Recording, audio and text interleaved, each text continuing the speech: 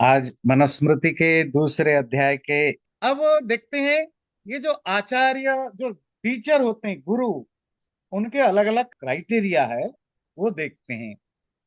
जो द्विज, दोबारा जन्म वाला जो एजुकेटेड व्यक्ति, जो अपने शिष्य का जनेऊ संस्कार करा के वेद आदि शास्त्र उसको पढ़ाए, उसका मीनिंग समझाए, उसकी अंग प्रत्यंग सब पढ़ाए, उसको आचार्य कहते हैं। उपनीयतु यह शिष्यम वेदम अध्यापयेत् द्विज, सकल्पम स रहस्यम च तम आचार्यम प्रचक्ष्यते। एकदेशम तो वेदस्य वेदांगानि अपि वा पुनः।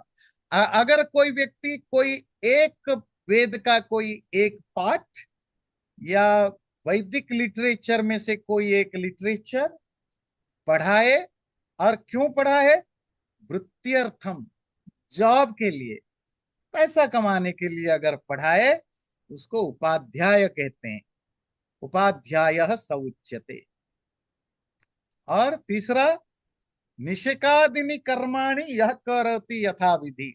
और जो व्यक्ति हमारा गर्भाधान संस्कार से लेकर सारे जो हमारे संस्कार होते हैं, जो रिलीजियस रिचुअल्स होते हैं, उनको परफॉर्म करते हैं। संभावयति च अन्येन, या हमें हमारा मेंटरिंग करता है, खाना खिलाता है, हमें हमारा नर्चर करता है, स विप्रो गुरु रुच्यते, उसको गुरु कहते हैं।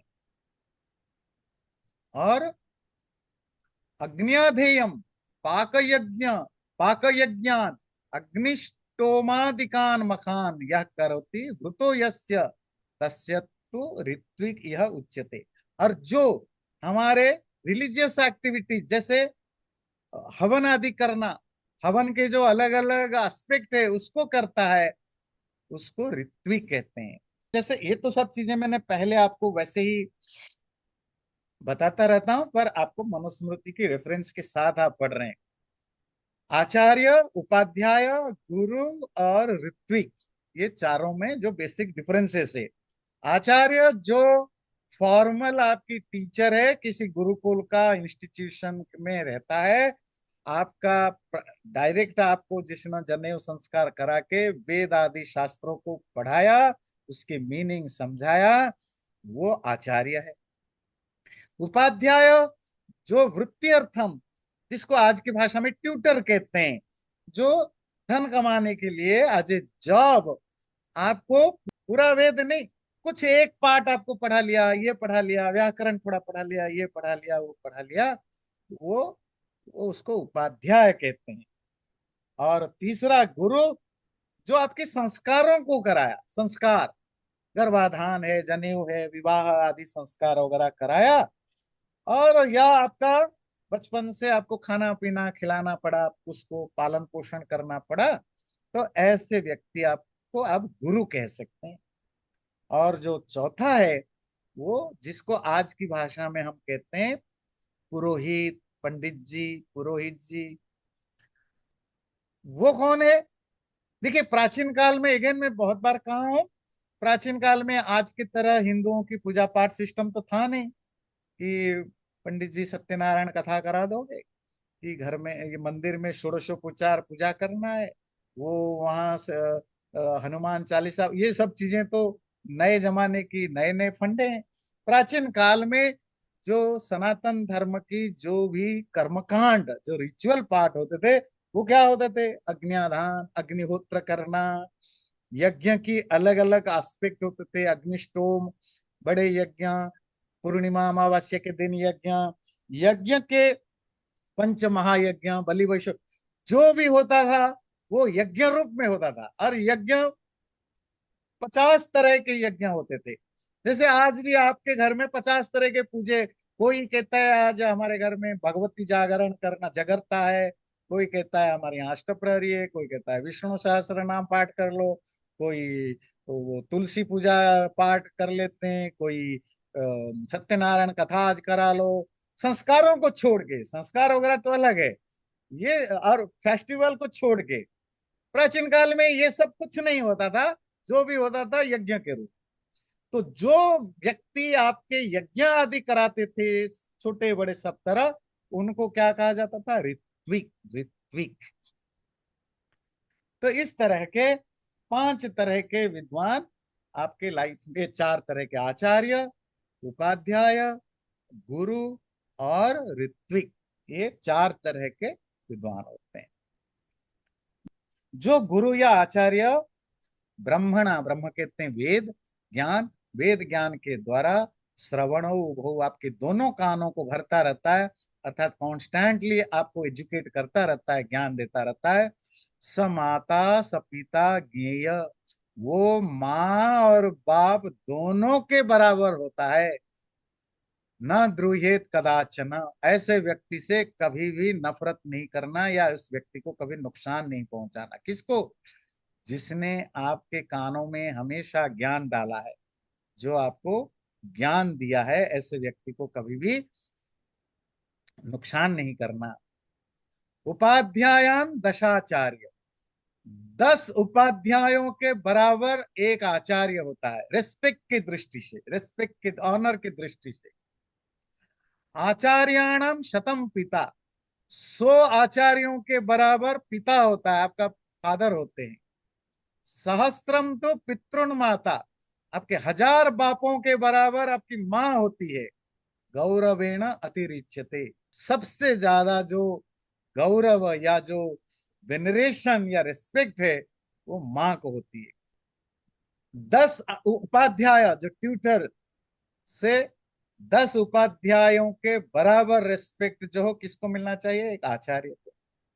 100 आचार्यों के बराबर होता है आपका पिता, और 1000 पिताओं के बराबर होता है आपकी माँ। और माँ से ज्यादा रिस्पेक्ट और किसी को नहीं मिल सकता है। तो आचार्य जी अभी पिछले श्लोक में बोला माता पिता के बराबर गुरु होता है, तो दैट वाज हाँ, डिफरेंट वो कॉन्टेक्स्ट। हाँ, या बहुत सारे, वो उसको आप मेटाफोरिकली समझिएगा कि उस आचार्य को माँ बाप के बराबर रिगार्ड कर। कभी कभी हमारी भाषा और हमारी जो एक्शन है, जब आप सामने किसी एक्शन को देखते हैं ना, वो इजी होता है समझना, जब लैंग्वेज में आ जाता है कंट होता है।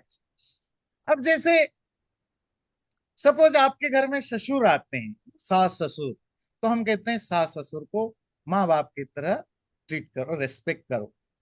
पर इसका अर्थ नहीं है कि वो माँ बाप बन जाते हैं। हाँ, हम कहते भी हैं कि भाई ये भी तुम्हारे माँ बाप है, पर रियली वो माँ बाप नहीं हो सकते। ये आपके माँ बाप है, मतलब है ट्रीट देम आज you treat your mother and father. ये ट्रीट करना एक अलग चीज है, और जो ऑनर हो, ऑनरिंग नेचर है, वो डिफरेंट थिंग है। आपके ट्रीटमेंट में वो उनको अच्छा फील हो, उनको रिस्पेक्ट फील हो। और जो ऑनर होता है वो आपके अंदर भाव होता है। तो वैसे थोड़ी है कि माँ को जाकर आप रोज जा करके कुछ फूल देते हैं, ऐसा नहीं करते हैं। पर आपके अंदर ये क्लियर है कि 5 लोग हैं, इन पांचों में से अगर मेरे सास भी बगल में खड़ी है, मेरी गुरु माता भी खड़ी है, मेरे पिता भी खड़े हैं, मेरी माँ भी खड़ी है, तो मुझे अगर चुना चुना जाए मैं किसको पहले रिस्पेक्ट करूं? It should be mother. Even गुरु भी खड़ा है, शुड बी मदर। जो आजकल हम भूल चुके हैं, हम बाबाओं के गुरुओं के चक्कर में अपने माँ बाप को भी रेस्पेक्ट करना भूल जाते हैं। अब कहते हैं जी यही गुरु जो बना यही मेरा सब कुछ है। तो कहते हैं नहीं, माँ से बढ़कर कोई नहीं है। उत्पादक ब्रह्मदात्रो गरियान ब्रह्मद पिता, जिसने पैदा किया, उत्पादक द प्रोजेनिटर फादर, और ब्रह्मद जिसने ज्ञान दिया, इन दोनों में कौन श्रेष्ठ है, बड़ा है? बोले ब्रह्मद पिता, वो फादर जिन्होंने आपको ज्ञान दिया। क्यों? ब्रह्म जन्म ही विप्रस्य प्रेत्य चैह च शाश्वतम, क्योंकि जो ज्ञान का, ज्ञान ज्ञानी होकर पैदा होना, तो आपको इस जीवन में भी, नेक्स्ट जीवन में भी आपको उन्नत करता है, डेवलप करता है। एक अत्रि स्मृति नामक ग्रंथ है, उसमें आता है जन्मना जायते शूद्र संस्कारात द्विज। हर व्यक्ति पैदाइशी शूद्र ही होता है, इलिटरेट होता है, अनपढ़ होता है। माँ के पेट से पैदा होने वाला हर बच्चा बीस्ट या वाइल्ड होता है। तो उसका फर्स्ट जन्म है।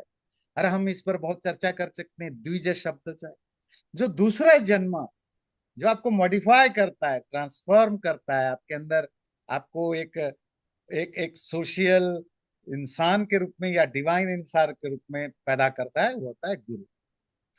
तो जो प्रोजेनेटर, अर्थात जिसने आपको फिजिकली, जो आपका फादर है, और जिसने, जो आचार्य, जिसने आपको पाल पोष के, एजुकेशन दे के, आज के टीचर की बात नहीं है, मैं पहले भी आपको समझाया, प्राचीन काल में जो आचार्य होते थे, गुरु नहीं।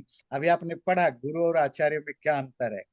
आचार्य क्यों फादर से ज्यादा इम्पोर्टेंस रखते थे, उसका कारण होता था, बाप तो सिर्फ पैदा कर लिए और 7-8 साल तक पाला, है ना। जनेऊ संस्कार के बाद बाकी 15-20 साल कौन पालता था? आचार्य। पढ़ाता सिर्फ नहीं था, अब गुरुकुल में रहते थे, खाना भी वही देता था, पीना भी वही देता था, कपड़े भी वही देता था, मैनर भी वही सिखाता, फ्यूचर के लिए आपको तैयार भी वही करता था, और ज्ञान भी देता था। रोल किसका ज्यादा हुआ? आचार्य। इसीलिए कहता है ब्रह्मद। अब ब्रह्मद मतलब ब्रह्म ज्ञान नहीं, यहाँ ब्रह्म मतलब ज्ञान। ज्ञान देने वाला पिता जन्म करने वाले पिता से बड़ा होता है। आप कहेंगे ये पिता शब्द आप क्यों खींच कर दें? वो मनुस्मृति में भी पढ़ेंगे और भी शास्त्रों में आता है, 5 तरह के पिता होते हैं, फादर। जनिता चोपनेता च यश्च ददाति विद्याम, अन्नदाता भयत्राता, पंचैते पितर स्मृतः। पिता का लिटरेरी मीनिंग होता है पालन करने वाला, नॉरिशर, प्रोटेक्टर। कहते हैं 5 तरह के हर व्यक्ति के फादर होते हैं। जनिता, प्रोजेनिटर, जो आपको बायोलॉजिकल फादर है। उपनेता, जो आपके जनेऊ संस्कार वगैरह करता है, पुरोहित आपकी। विद्यादाता, जो आपको ज्ञान देता है। जनिता चोपनेता च यश्च ददाति विद्या, जो ज्ञान देता है। अन्नदाता, जो आपको पालता है, पोसता है। हो सकता है आपकी जो बायोलॉजिकल फादर है आपकी टेक केयर ना करे, कभी कभी आपका बायोलॉजिकल फादर में ही पांचों आ जाते, वही आपकी बायोलॉजिकल फादर भी है, वही आपका ज्ञान भी वही, पढ़ाता लिखाता भी वही है, पालता पोसता भी वही है। तो वो उसमें भी आ सकता है, या वो 5 अलग अलग व्यक्ति भी हो सकते हैं। पर ये 5 तरह के फादर की डेफिनेशन में आते हैं। अन्नदाता भयत्राता, जो आपको भय से, परेशानी से दूर करता है, वो भी आपकी फादर हो सकता है। पर पिता एंड प्रोजेनिटर को फर्क करना पड़ेगा, जिसको आप अंग्रेजी में कहते हैं बायोलॉजिकल फादर, और जो दूसरे फादर होते हैं। अमेरिका में भी है गॉड फादर कंसेप्ट है ना। तो कहता है जो जन्म देने वाले पिता और ज्ञान देने वाले आचार्य, दोनों में से ज्ञान देने वाला आचार्य तो बड़ा मानना चाहिए। कामान माता पिता चैनम यत उत्पादयतो मिथः, क्योंकि माँ बाप ने जिसको पैदा किया, जो बायोलॉजिकल पेरेंट्स हैं, वो तो अपनी लस्ट के कारण या डिजायर के कारण, इच्छा के कारण पैदा किया बच्चे को। पर जो जो ज्ञान देने वाला पिता है, वाला आचार्य है, वो डिलिबरेटली सोच समझ के उस बच्चे को केयर किया। माँ बाप के लिए जरूरी नहीं कि बच्चे को उन्होंने सोच समझ के बच्चे को धरती में लाए, है ना। वो उनकी काम वासना का भी रिजल्ट हो सकता है, आदि आदि। पर जो आचार्य है, या जो उस समय के आचार्य, मतलब अगेन जब मैं आचार्य कहूँ तो आजकल के टाइटल से मत जोड़िएगा, या टीचर या गुरु कहूँ, उस समय के जो टीचर होते थे, जो फादर मदर का भी रोल निभाते थे और टीचर का भी रोल निभाते थे, वो, उन्होंने आपको अपनी इच्छा से चूज किया और आपका पालन पोषण की जिम्मेदारी ली। वो तो बाई चांस आपके माँ बाप बने, यहाँ सोच समझ के वो आपके आचार्य बने, इसीलिए इनका ज्यादा इम्पोर्टेंस होता है। आचार्यस्त्वस्य तायां जातिम विधिवत वेद पारगः उत्पादयति सावित्र्या सा सत्या सा जरामरा।